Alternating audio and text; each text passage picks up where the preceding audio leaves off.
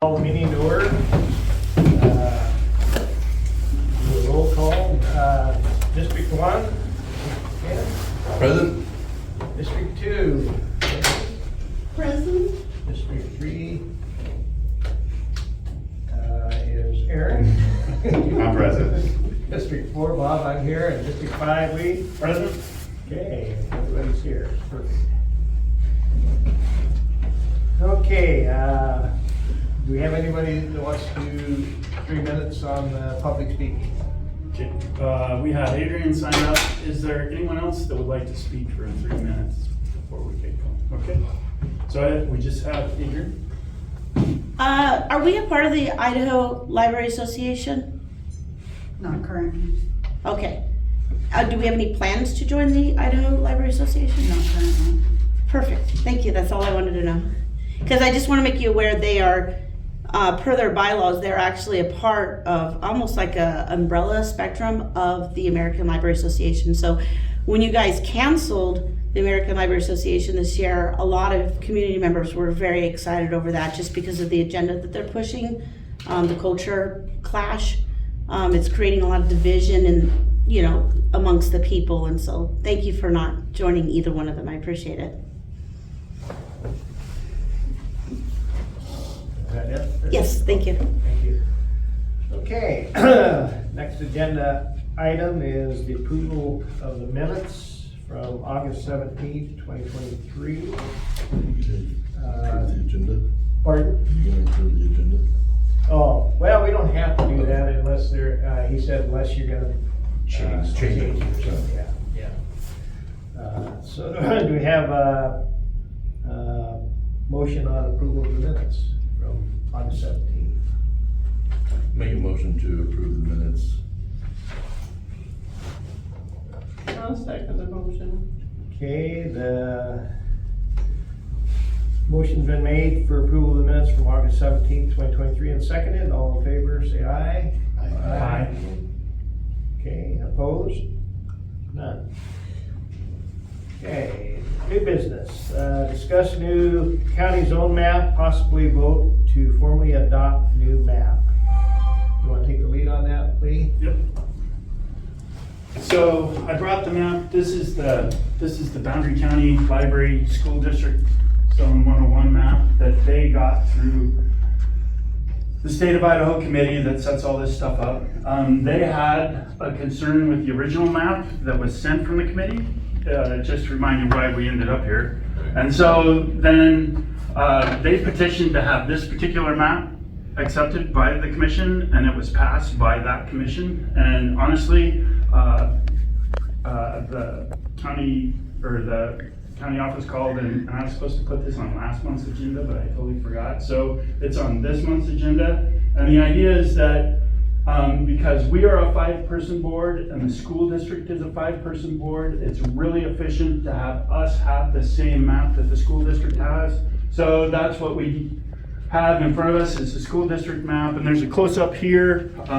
My understanding is if we agree to pass this or accept this map, then it will go on the board, or it'll go on the website. But for the folks in the community, if you have any questions about which zone you're in, you're to call the county courthouse, because they have the exact, they can look down to the, the line scale and know exactly who is in and who is out which zone. So call them, they have the information as long as we approve the map as it sits.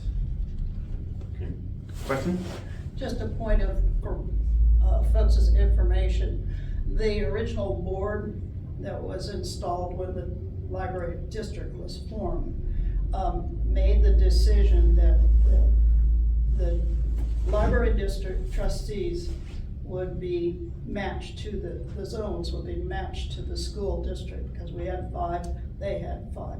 So that historically has been, and that has been reaffirmed over the years by letters of confirmation by various board of trustees for the library. Because like Lee said, simplest, instead of drawing our own zones and messing with all of that, especially now, prior to this, the state assigning the counties all of the elections, the library had to run its own elections if there were contested seats, which was a huge expense. And also trying to match it up. So even when you have the 5 zones all set to match the schools, so they decided no, that wasn't even feasible. And so, like I said, from the since 1957 is when the board took over, so that's the way it's been. So this is nothing new, it's just that as the zones change with population changes, to make sure that the zones are as balanced as they possibly can be, that's why there's been changes, but it hasn't been up to us, it's been up to the state. Well, and they're recast after every census. Hmm? They're recast, they redo all the zones Yeah. after every census. And that's what the committee At at the the State census. House does, Yes. is they take those numbers and divide them up. Are there any other questions? What areas had the most significant changes? Yeah, do you have a previous map? Do you still have I a do previous- not, Yeah. no. I borrowed all these from the school district and they didn't. Right. I didn't think of that, however they did. But it's very similar. Yeah, and I remember the other one, like, it didn't really make sense where lines were, and so it looks like they just sort of pulled the edges over to Right. more sensible Right. boundaries. So, I mean, Well, and the school district. we don't have any reason to change it, right? No. Unless one of I us don't wants to think go do the legwork to remake a map, and No. I think they did a fine job. Yes, yes. Okay, any further discussion on the map? Wendy? No, I think it's fine. Okay, so we'll entertain a motion to approve the map so that it matches the school district's map based on our last census. I'll make a motion to adopt the Idaho State Board of Education, April 26, 2023 map. Okay, we have a second. I'll second the motion. Okay, any further discussion? Okay, hearing none. All in favor of adopting the new county zone map, say aye. Aye. Opposed? Hearing none. It passes, okay, thank you. Okay, our next order of business is discuss security options and training possibilities. And I think we had some information on that you wanted to present. Well, and so I've been talking to Lynn about the current condition of the security system at the library. And we were looking into what we can do to provide more security at the library. We have the video surveillance already. I know that the Forest Service had a button that was supposedly going into the sheriff's office, but it turns out that that is not correct. But there is a way to set up an emergency button for people. You know, we would have it at different places in the library, so employees, if something was occurring, could push a button, and then like a third-party contractor would call the sheriff's office and say that they've got an emergency alarm at the library. And then there's also training. So I went to the iCrimp training website and took some of their training. And it was more related to like workplace violence and stuff like that with employees. And then I personally have been to a couple of different versions of like a school shooter exercise that we did here at the high school one year. For the fire department, they would send us to, because we're gonna go back them up. And so we were just talking about things we could do to improve the safety and the security of the library. And I don't know, we didn't really come to any final solutions. We did talk about the fact that we have a lot of new employees, and this would be a good time to put together some standardized training so that everybody knows what our security plan is, what is some of the options if something occurs at the library that needs to be dealt with. Talking with iCrimp, their solution is basically to have folks call the sheriff's office. And I don't know that that's necessarily the best option for us. You know, I would like to have something that's a little more direct, but we haven't really gone too far into researching that. Did you have anything to add? Just that I think the best solution overall is probably to do a combination of all of those things. Most of the staff have their own cell phone numbers, they keep them behind the floor, but if you have a situation where you need the cops there, I think that calling the sheriff's office would make it the fastest way to do that. Just calling them directly on the phone? Yeah, because a panic button is all fine and dandy, but you know who hits the panic button? My son. Because he's gonna go behind that counter because they let him. But there's also no, like the sheriff's office is gonna show up with absolutely no idea what's happening, right? Where if they receive a phone call and dispatch already has, you know, we've got an angry individual, he's in here yelling, he is not armed, you know. The sheriff's department, those three things are very important information to know, and a panic button doesn't do that, so. And they're right there in town, they're close. Yeah. So the lag time. So in combination with, okay, so this is what we've decided we're gonna do in case of, and that's where the training comes in. This situation, this situation, this situation. And so that everybody knows which ones qualify as, yeah, we really need to call. Everybody knows what information they're gonna need from us. That's what I mean by it needs to be a combination. It needs to be a combination of training and a set standard for here's how we deal with these things, and then whatever emergency or security equipment we need to have in the building functioning properly. My favorite actually is like a code word, right? Like, can you know, like while you're confronting, you turn to your coworker and you say, "Can you go Rambo?"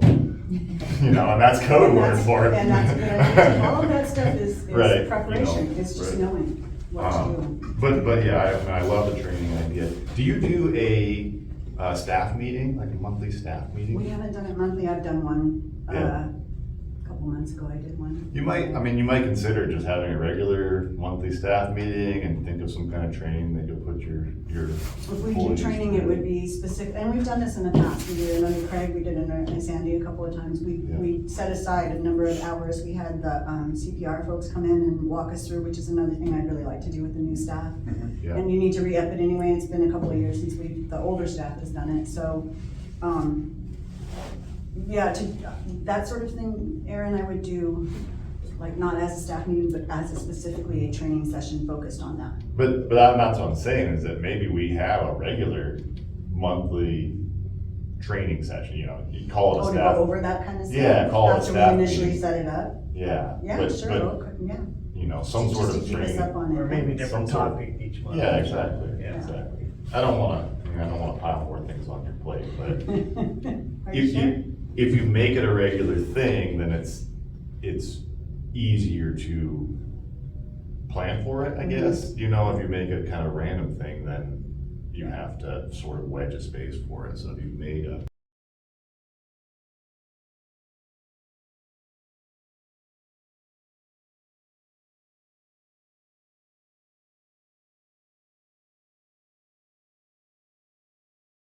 themselves, but there are folks that come in and video record you, you know, in a public space, which is totally legal in the state of Idaho, but makes many people very uncomfortable. And so it's like First Amendment testers or something along that line. And it had some training on how to prevent them from going places you don't want them to go, but also allowing you to know that it is totally legal for somebody, if you go up to somebody and videotape them and they tell you, don't videotape me, that is not correct. You can be videotaped. It's in a public space. In a public space. It's a one-party consent state. So, you know, some of those kind of trainings that Would be good to know. you know, I've never really even thought about. Yeah. But, you know, there's a lot of stuff out there. And actually, you wouldn't have to do your training with the way ICRIM's set up. You could just have like, whatever that particular topic is, they could, as it fits their schedule, they could do that, each one individually, and Which would all make get it checked out. easier, Yeah, they could so do you it would as have part of to- their regular. Yeah, Mhm. so you wouldn't Yeah. have to, Well, and then maybe everybody watches it a little bit at work one day, and then you have one meeting together and talk about, this is what we saw, kind of thing. So we don't impact the operation as much. Ask the staff about that emergency button, they'll find out what they See what think, they're if that'll make them feel better. I mean, don't let me say no, cause it's not me that's gonna, The emergency button in terms of what, the panic button? yeah. Or yeah, the there's- button that goes to the sheriff's office? Right, yeah.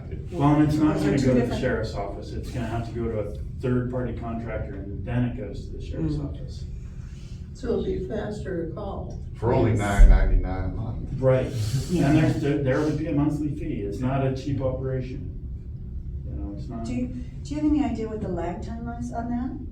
Like for folks that already have that set up when they call in, how long does it take from the call in or the emergency button thing to when somebody actually shows up? So the only way I know about it is through the fire department, and what happens is, we get a call that a remote, an alarm system has been activated in a particular business, and they can tell us where it is, and that's all that happens. Is they know, Is it a human that calls you when it does that? it is a human that calls, and it's probably not the perfect system, because sometimes it doesn't go that well. Right. But, I don't know, if you want a panic button, it's kind of the only way to go. So, thoughts, Ken? I liked everything that Lynn and Aaron been talking about for the, for the safety and security and so forth. The training, I would say that if you have it more often, because we go through this at work, we have this constant training that goes all year long, because you're constantly, when you're out in the field and so forth, that things come up that it just keeps you on your toe to where you're thinking about it. So, I like that aspect of it, because you kind of get complacent when you're working and stuff like that, and it's nice to be able to sit there if you have that additional, weekly or monthly meeting that just kind of go over everything is really good. Just kind of keeps you, occupied in what the whole, security and safety issues are. The other is you probably would have to, after you go through this, you need to get the plan documented. So whatever it is, then you get it documented, so there's always something there. And then you can always, expand on that as you go Yeah, through. we have done that in terms of if there's a fire. And we have maps around that say, if you're in this area and the alarm goes off, these people are the ones that you are, and here's your exit. So we Right, have done that in the right. past, and that is documented. Right. But again, we go back to, we have new staff that doesn't know Right, about that. yeah, So, yeah. yeah, it's definitely something we need to go Yep, over. and then being that you have that emergency access and so forth like that, then you need to look at the other, from the interior security element, Right. and kind of cover that at the same Yeah, time. yeah, it It's definitely, just some an of it is expansion. there, it definitely needs to be Yeah. expanded and built on, yeah, definitely. That's what got Lee and I talking about it originally. Yeah, being that we're just kind of talking about this, but I know that we had at one point in time at the library, the water alarm downstairs. Does that even work? I don't know, that was under Craig and Bob's the one that brought that up, I had forgotten about it. You know, we need a- I don't know if it's working or not. I don't I know do know either. they changed the construction down there, that he Right. spent a lot of money getting that fixed up so that the odds of that happening again are much, much less. Okay, Plus, we don't have the tree anymore, so Right. that's not dumping stuff. Yeah. Right. We had a couple of really gnarly storms and everything worked. Went down together. So, yeah, but that's something I do need to check on, is if that flood alarm thing is still. well, you just cover everything, you got the whatever alarm for the security, and then you sit there and you go, back up here, you can do the water alarm, then you have the interior security, and then you have, other breakdowns of different things that you're trying to cover. Right, Then you have a safety plan, so to speak, yeah, go from there. okay. Wendy? Any thoughts on any of that? I think that the idea that Aaron had for every month would be advantageous to everybody, to go over everything. And particularly with all the new employees that we have. Because you never know when something's gonna happen. And we haven't had anything for a while, but you never know.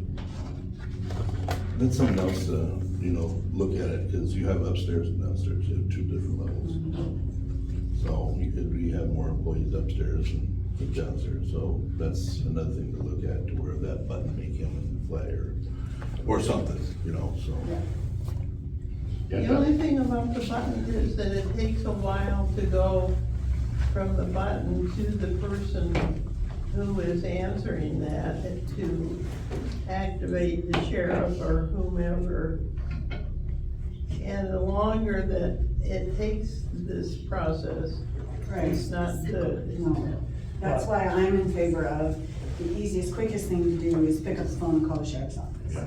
Because then it all gets right where it needs to be immediately, instead of routed through 16 different places. You have an idea what's going on.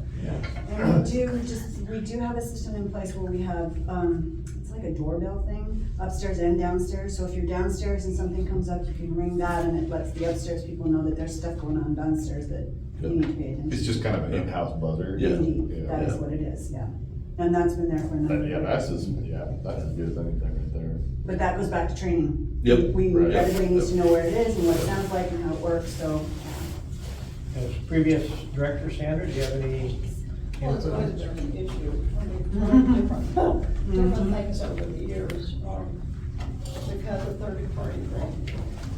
And that was, the office or the responder wasn't based in Spokane, and that wasn't very, and then they went out of business. So what was installed locally after I retired the first time, that I understand didn't pan out very well, or just sort of. He carried us for a couple of years and then just sent a letter saying he wasn't gonna do it anymore. Yeah, and then But that equipment is still sitting on the wall and it's like. And we had the panic buttons, but again, the direct, being able to call dispatch, talking it over with, we did the ICRIM thing, and it was like, no, we need, people coming in that are disruptive. Right. And that kind of sort of thing, because we had one instance where, the distraught individual, actually was in front of the police chief and me in his office, threatened to blow up the building and everybody that was in it. Oh. And, that kind of thing is what we were most concerned about. And also individuals coming in that mentally might not have been, and we didn't know quite what you were dealing with, and that separation of the two floors, because they could be downstairs and nobody upstairs knew what was going on. So trying to figure out all of this over the years has just been a nightmare.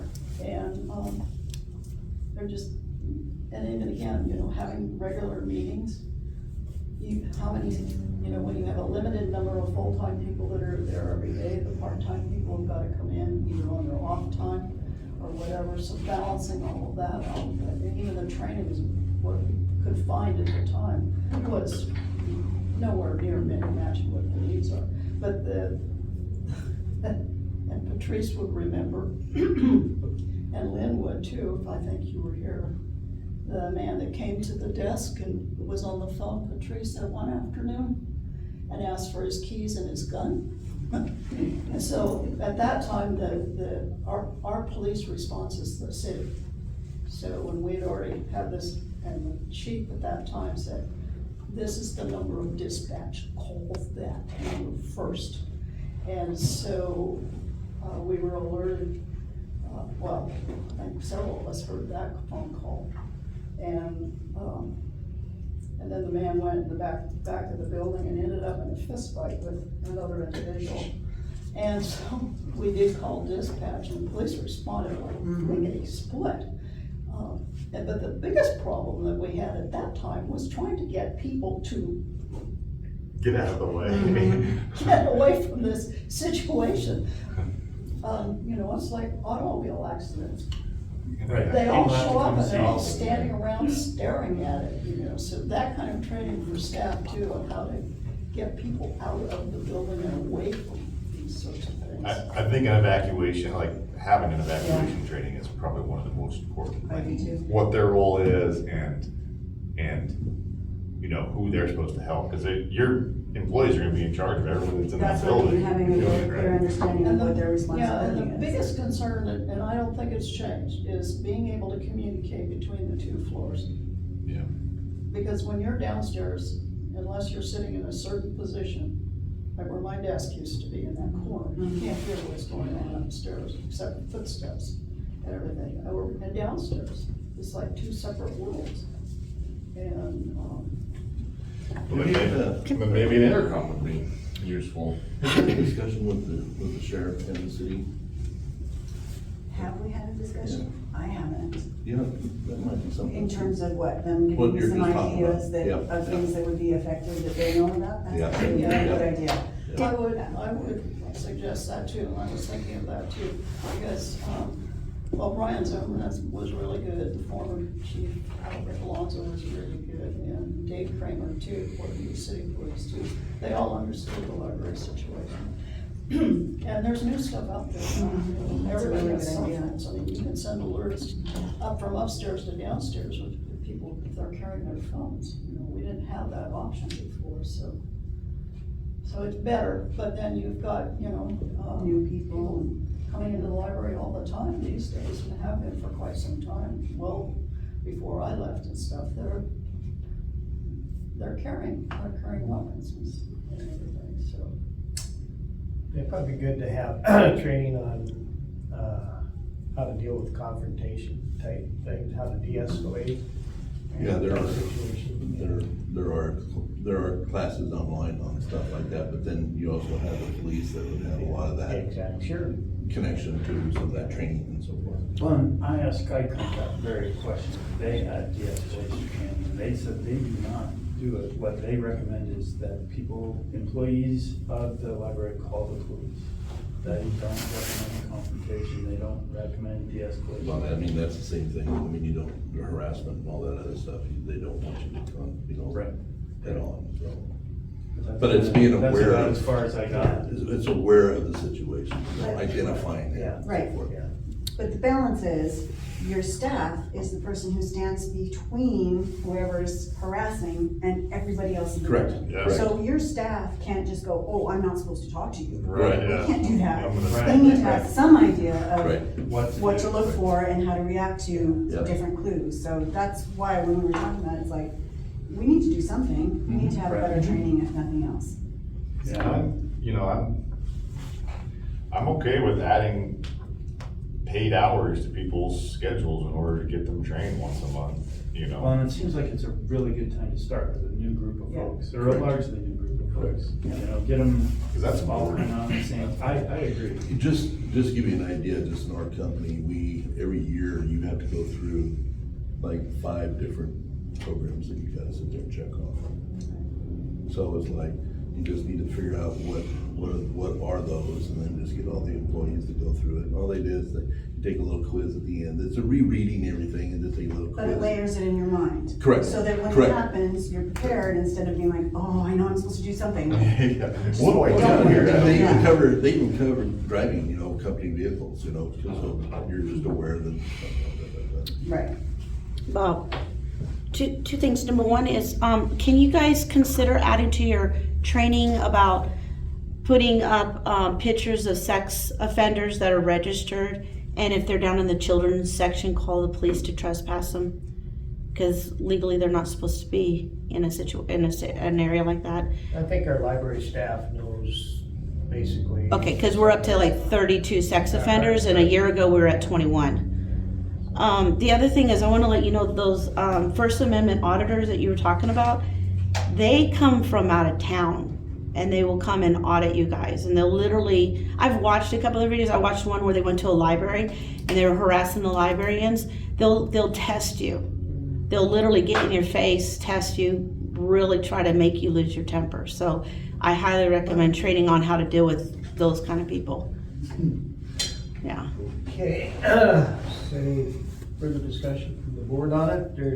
So you're gonna maybe get with the sheriff's Yeah. department, kind of get better. And that's odds. started- I have a question about whether you call the police or the sheriff.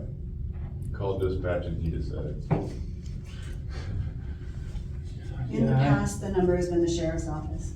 So in reality, what you do is call the 911 dispatcher, Right. and they send the closest available unit, because the city and the county sheriff, city police, county sheriff have crossed whatever you do to say you can operate in each other's districts. You know, the police officers are sworn sheriff's deputies, and the sheriff deputies are sworn police officers, so they just call the closest.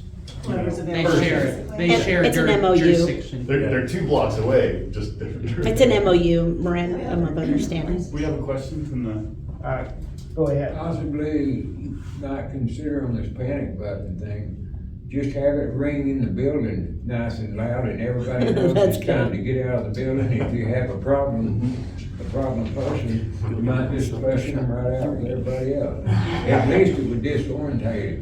Yeah, We have an alarm button that You do? would do that, remember?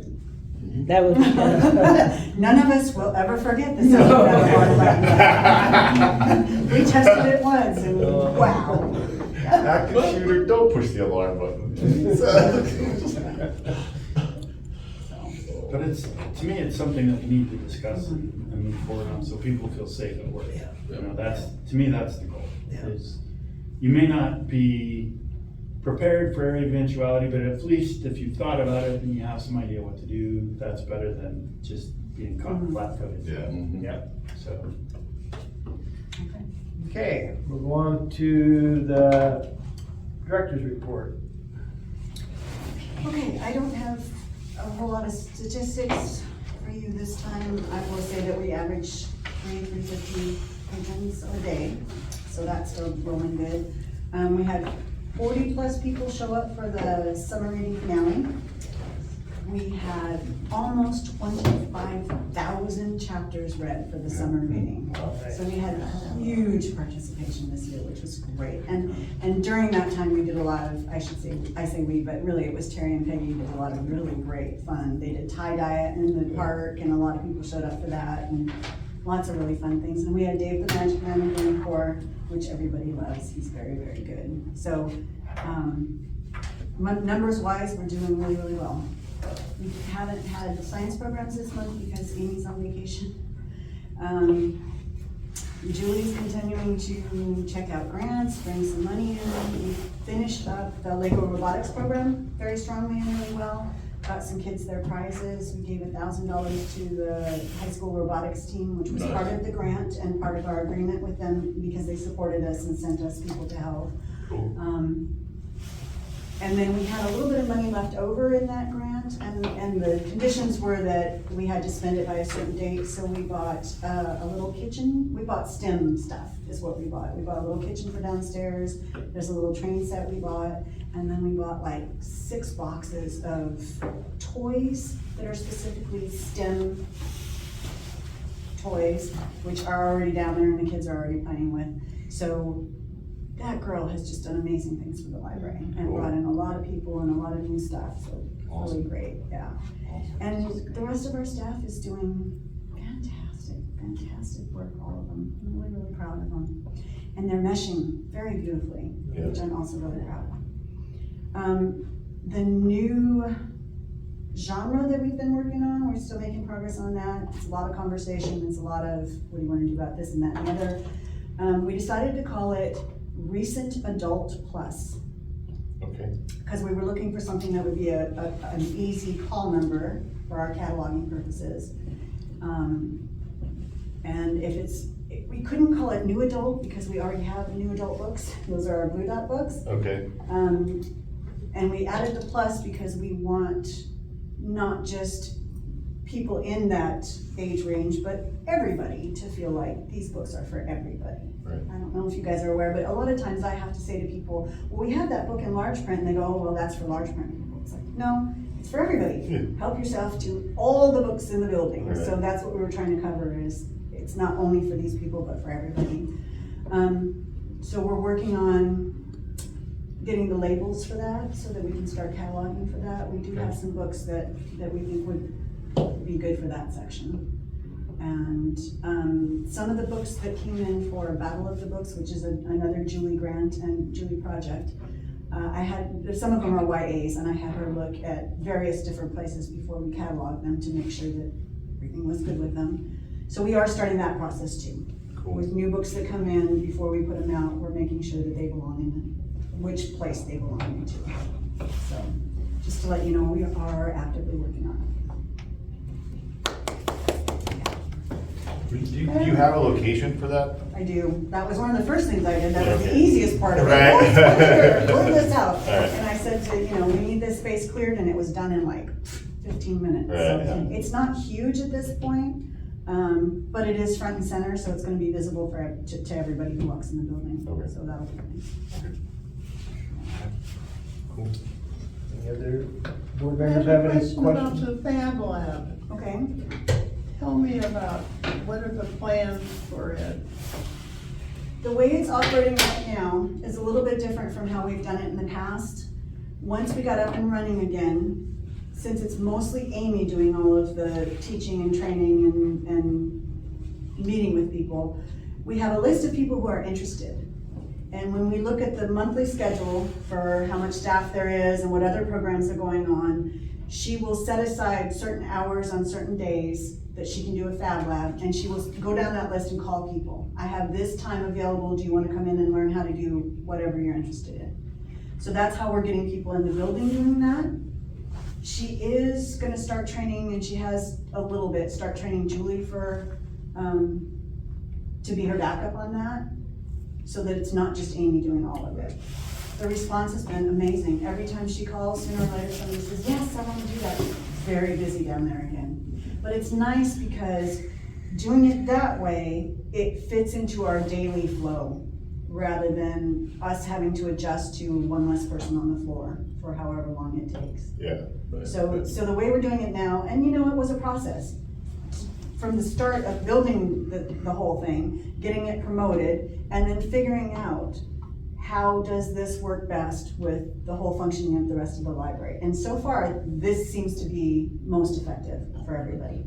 I will say though, that our numbers aren't quite up to what they were, although we still have a lot of people calling and saying, let's do this, I wanna do this. So it's picking back up again. Yeah, and Julie's interested in doing the backup for Amy too, so. So what does our staffing look like? Are we where you want us to be as far as the number of people? Are you thinking of more folks, or we're gonna ride like this for a while till we get a handle and then maybe think about it? That's where I'm at right now. All right, that Yeah, sounds perfect. because we have so many new people, because I personally have all kinds of backlog of, I need to look at this and figure it out, I need to look at this and figure it out. Up to this point, especially with the budget, it's been like, whatever comes at me, I gotta deal with, I gotta get this done. And the list of things that I want to go back and get a handle on. Now that the budget is done, I feel like, okay, I can spend some time on this. We're still going through vacations, so we've been short. Again, this month, we're gonna be really short again next month. Peggy, one of our, Peggy Bueller, has agreed to come back on payroll for us for the time that Diana's gonna be out with her knee. Okay. Still part-time, so it won't interfere with her retirement, but that's gonna help us tremendously. Most of what I'm dealing with right now as far as staff goes is trying to eat up those vacation days, and people have different things going on, so we're still short-staffed. Mostly in terms of whenever somebody isn't there, our focus has to be the floor, and whatever else gets done when it gets done. So yes, we could probably use somebody, but at this point, I just wanna hold position, see how it works out. Because adding somebody to the mix creates a whole nother level of work for you and other folks to train. To train, to Right, follow through. Right now, like I said, that's why I said they're meshing beautifully. We've had a few, and that takes time too. Right. Yeah, I will say though that, Sally, who was doing over part-time during the summertime, had to go back to under part-time because she works full-time at school. And then Julie stepped up and said, well, my kids are in school, so I can work more than 20 hours a week. So she's more full-time, and Sally bumped down. So we have a little bit of shuffling. And those are the sorts of things that are like, okay, how's this gonna work out? I wanna see how this works out before I open it up to throwing yet another person in there. And some of the debate is, do I want another part-time person, or do I want something closer to a full-time person? What do we really need? I don't wanna put somebody in full-time and not have enough stuff for them to do, or enough hours. Right. So, Yeah. it's still on the backboard, it'll get there eventually. So, but we're going okay right now. That sounds perfect. Thank you. Anybody else have anything for Lynn? Well, then, covered it very well. Has Leonard ever gotten back to us on auditor? Leonard did not get back to us, but I went in to drop some stuff off, and he happened to be in his office, and he just said, yeah, come on in, because I was trying to make an appointment. And we ended up talking for over an hour. He has one gentleman that he has worked with in the past that he really likes and really is trying to talk him into doing it for us. When Leonard mentioned it to him in the past, the first time, was right when we were in the middle of the ICRIM thing, Yeah. and it looked bad. Right. And without knowing any of the details, the guy went, no, I don't want anything to do, right? And he's really good at what he does, and he's not super expensive, so he has a ton of work already. So it's kind of in Leonard's ballpark as far as picking up the phone and calling this guy and trying to talk him into it. So we went over that in terms of what my part of that needs to be and what I need to be looking at, and that we're 2 years behind, so it would be 2 years worth of audit. And if this gentleman does not agree to it, we're looking at somebody out of Sandpoint or even Coeur d'Alene. And Leonard said if we have to do that, it's gonna be, he said folks that do that have raised their prices dramatically, just in the last couple of years, which, yeah. So between Leonard and myself, we're very aware that needs to happen. That's another one of my backplate things that has now moved forward. Right. So, yeah, I had a long conversation with him, and I could visit with him a little bit on that. that would be great, actually. Yeah. Because I've talked to him about it 3 or 4 times, and I know he's real busy too, you know, so, I don't know, but maybe if you pop up and say, let's get this done. And the good thing is we budgeted for it, so, if it's not too astronomical, but it has to be done. Yeah. Mhm. So. Okay. Go on to review of Speaking of money, August financials. We're actually 11 months into our, end of 11 months out of our year, so we're pretty well, almost all the way through our year, budget fiscal year. And we're well under budget in total, and as we've discussed before, primarily due to the smaller staff we had earlier in the year. Anybody got any comments on the financials? Yeah, I do. I wanted to find out a little bit more, so, we'll just start off with the office expense, because I'm looking at the percentages, and I just want to see where that expense, the additional expenses, so when we do the next budget, you know, it really identifies, you know, what we went through. So anyway, that one's basically, you know, we budgeted at 2,500 and we're at 4,000 right now. So I'm just kind of curious what that was. The other one is more of, you know, we have this insurance expense. So we budgeted 8, we're at 14. So what was the increase, or, you know, that caused that big of a jump? ICRIM, okay. Now, is that gonna be the same going forward? Yes. Okay. I did call and talk to him about Yeah, that she before I adjusted did the for budget. next and they said year's. it would be the same. with budget. And they also said it wasn't just us, it was across the board, they raised their rates, Okay, yeah. so that's, I think on that office expense, didn't we look at that We talked about it earlier? last time, And we yeah. did allow more in the upcoming. budget. Yeah, she raised a lot of those things in the budget. and then on the revenues coming in, I was just noticing the co-op and circuit breakers, how big that one was. That's kind of what your growth is in the area. Yeah, I think so. And so that was a pretty good chunk of, 11,000 compared to, I think in the past, it's been an average of about 5 to 6 roughly. So that was a big chunk, that I saw. Then, seeing the grant, so that I see the grant revenue, but it doesn't total down at the bottom the same, so is there more money coming in versus being expended out? Yes, most definitely. Okay. Yeah. Like I said, when we hired Julie, in her interview, we mentioned that we didn't have anybody writing grants and that was something that the library had really benefited from in the past. And that's something that Julie would have been doing for the school district already as a volunteer. She hit the ground running. The first day she started working, she started researching and she hasn't stopped looking for grants. I've actually had a couple of times said to her, yeah, this looks great, but I think we have too much on our plate right now. We need to keep this in mind for maybe next year we'll ask for this one. Because a lot of those come with the deadlines. But yeah, she's brought in a lot of revenue for us, which has been fantastic. It's really fantastic. It's how the Lego robotics thing happened. Yeah, an imagination library. And there's 3 or 4 of them, Ken. It's really kind of amazing. And she's working currently on also getting us grants for training purposes, for us to be able to travel to and talk to and do some networking, which is also really great. Good. Yeah.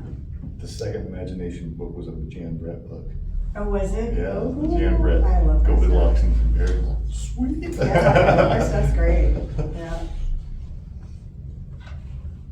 Yeah, and our revenue, on the grant was, 6,100 and the expense is 4,900, so. And we hadn't budgeted anything for grant, so that's where that came from. Yeah, that's what I was kind of curious, it's like, so, we get that in, but then we spent, a portion of that, so it's like, okay. It's looking like we're gonna have quite a carryover this year. Yeah. Looks like to you guys, so. Yeah, we are. So let's seriously consider the building upgrades that we were talking about. Let's get a list down of that, because I believe that. I love the black paneling and the red shag carpeting, but I think it's time to go.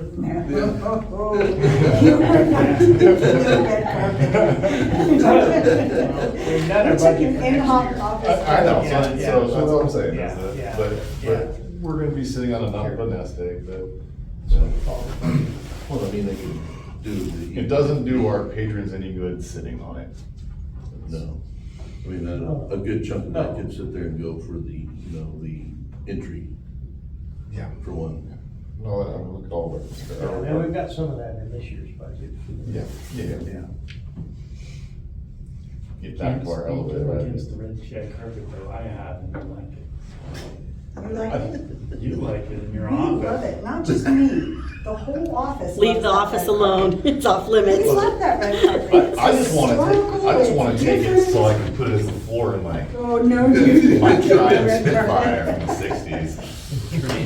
So the other thing I didn't consider when they're talking about all these upgrades is the fact that, recarpeting the library is a great idea, but it's also a logistical nightmare. Oh, yeah. Because you gotta- That's what, we're gonna plan for this a year ahead of time, So for it's, sure. it's something that we talk about, and it's something that we wanna do, but it's also something that we have to prepare for, and already we have a lot going on, so. That back office space will be a lot easier than the main stack space, though. Right. I agree, but you gotta talk to people who work there into it first, so. Good luck with that. Right. That's all I gotta say. Anything else from anybody on financials?